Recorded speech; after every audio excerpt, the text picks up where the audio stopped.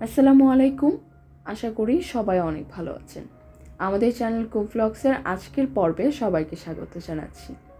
আমাদের আজকের recipe মোরব্বা cake.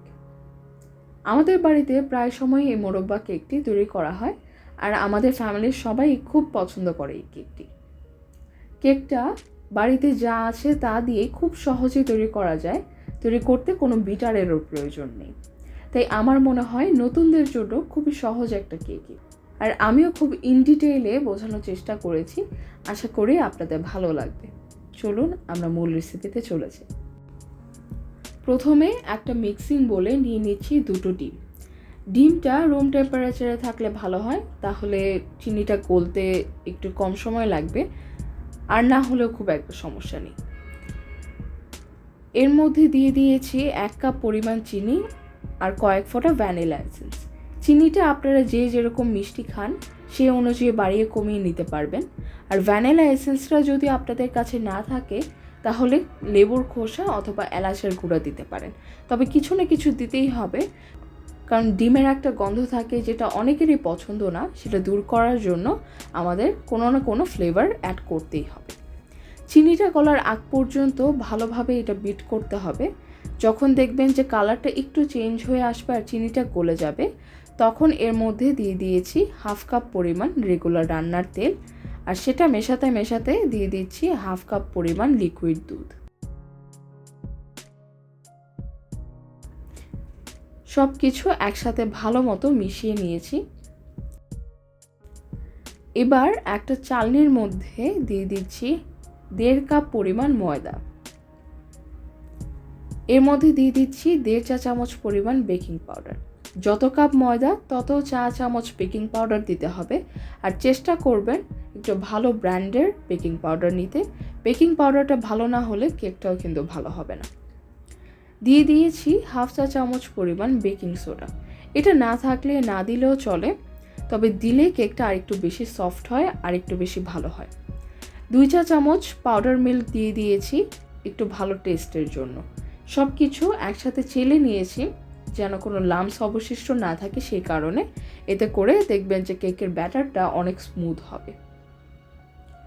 এবার আমরা যে ডিমের মিক্সচারটা তৈরি করে রেখেছিলাম এর মধ্যে এই সব শুকনো উপকরণ অল্প অল্প করে অ্যাড করব, আর এভাবে আস্তে আস্তে একদিক থেকে ঠিক ভিডিওতে যেভাবে দেখছেন সেভাবে মিশিয়ে নেব। একটা স্প্যাচুলার সাহায্যে মেশাচ্ছি। কোনো ক্রমেই এই যে শুকনো উপকরণগুলো বা ময়দার যে মিক্সচারটা সেটা একবারে পুরোটা দিয়ে দেওয়া যাবে না, তাহলে কিন্তু একবারে দলা পেকে যাবে, তখন ব্যাটারটা ভালো হবে না। ব্যাটারটা যদি ভালো না হয় তাহলে কেকটাও ভালো হবে না। ব্যাটারটা তাই স্মুথ হওয়া জরুরি।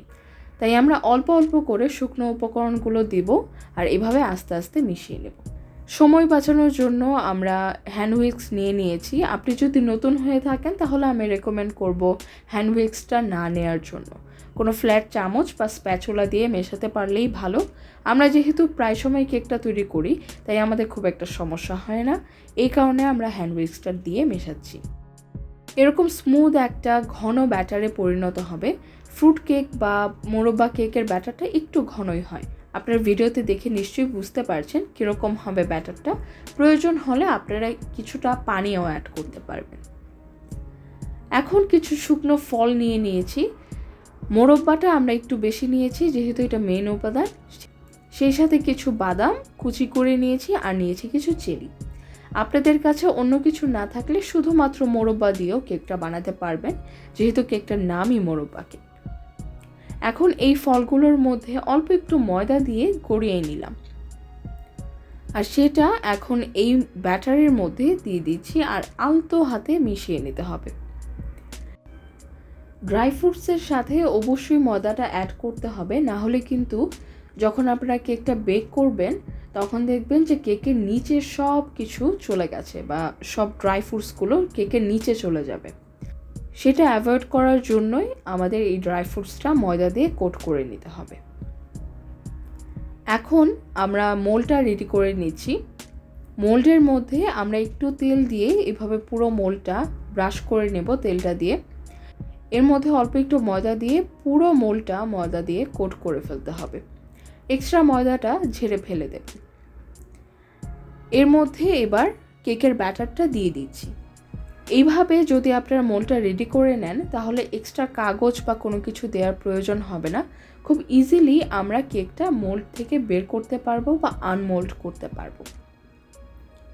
কেকের ব্যাটারটা দিয়ে দিচ্ছি।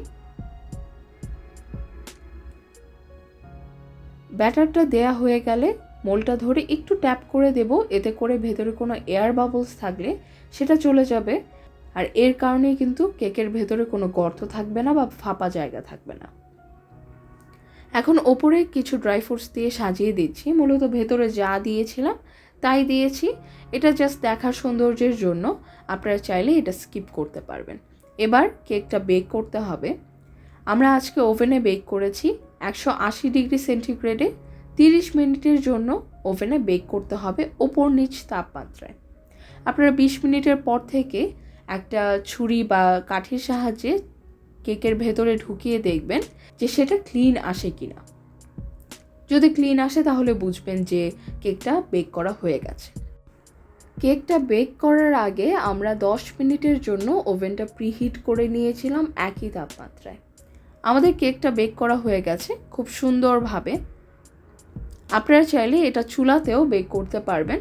চুলায় কিভাবে বেক করবেন সেটার একটা রেসিপি আমাদের চ্যানেলে অলরেডি আছে, তার লিঙ্কটা আমি ডেসক্রিপশন বক্স প্লাস স্ক্রিনের উপরে দিয়ে দেওয়ার চেষ্টা করব।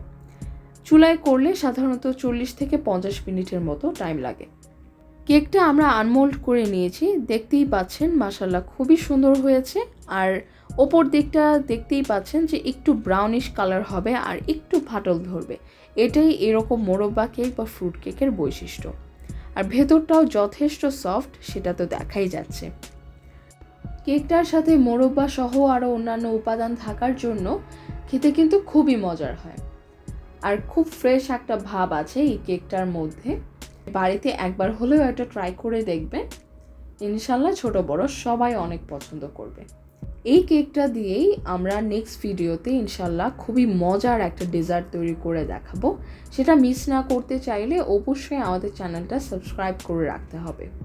আর আমাদের আজকের রেসিপি কেমন লাগলো কমেন্ট করে জানাতে পারেন। আর যদি ভালো লেগে থাকে তাহলে অবশ্যই আমাদের ভিডিওতে একটা লাইক দিতে ভুলবেন না। আজ এখানে শেষ করছি। Thanks for watching. জাযাকাল্লাহ।